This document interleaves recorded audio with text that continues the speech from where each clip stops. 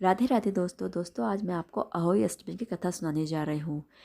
ये व्रत माएँ अपने बच्चों की दीर्घायु और तरक्की के लिए करते हैं। तो चलिए शुरू करते हैं अहोई अष्टमी की कथा। आप हाथ में चावल लेके बैठ जाइएगा, फूल ले लीजिएगा। एक समय एक नगर में एक साहूकार रहता था। उसका भरा पूरा परिवार था।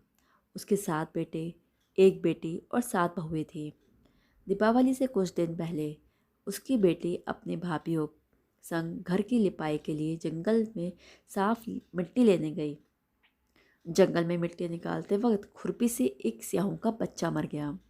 इस घटना से दुखी होकर स्याहू की माता ने साहूकार की बेटे को कभी भी मां न बनने का श्राप दे दिया। उस श्राप के प्रभाव से साहूकार की बेटे की कोख बंध गई। श्राप से साहूकार की बेटी बहुत दुखी हो गई।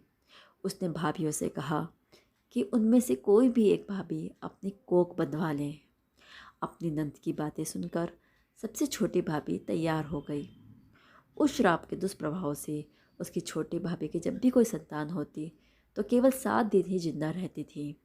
जब भी वह कोई बच्चे को जन्म देती वह 7 दिन में ही मृत्यु को प्राप्त हो जाता।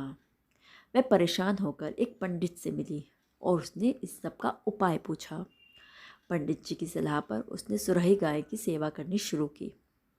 उसकी सेवा से प्रसन्न गाय उसे एक दिन स्याहों की माता के पास ले जाती है।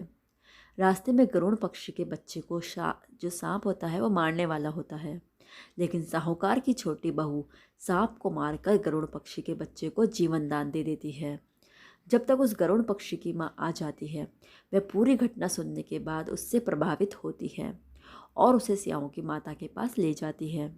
स्याहों की माता जब साहूकार की छोटी बहू की परोपकार और सेवा भाव की बातें सुनती है तो प्रसन्न होती है। फिर उसे 7 संतान की माता होने का आशीर्वाद देती है। आशीर्वाद के प्रभाव से साहूकार की छोटी बहू को 7 बेटे होते हैं, जिसमें उसकी 7 बहुएं होती हैं। उसका परिवार बड़ा और भरा पूरा होता है और वह सुखी जीवन व्यतीत करती है। दोस्तों, आप सब मिलकर बोलो, जय अहोई माता की। अहोई माता सबकी रक्षा करे। अगर आपको पसंद आए तो आप लाइक, सब्सक्राइब और सब में शेयर करें।